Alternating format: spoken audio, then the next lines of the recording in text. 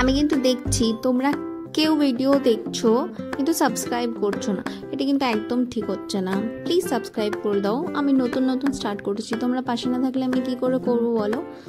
এই দেখো আমি হট অ্যান্ড স্পাইসি কোরিয়ান ম্যাগিটা কিনে এনেছি, আমি কোনোদিন ট্রাই করিনি, এটা আমি ফার্স্ট টাইম ট্রাই করছি, তো ভাবলাম চলো তোমাদের সাথে শেয়ার করা যাক। তো প্রথমে আমি ম্যাগিটা দিয়ে দিয়েছি, তারপরে ওর ভেতরে কিছু ড্রাই ভেজিটেবলস ছিল সেগুলো দিয়ে দিয়েছি, তারপরে আমি যে মশলাটা ছিল সেটাও দিয়ে দিয়েছি। আর আমি এটা ভেজ এনেছি, চিকেন ফ্লেভার আরও নানা রকম ফ্লেভারের ছিল, তবে আমি ভেজটাই এনেছি।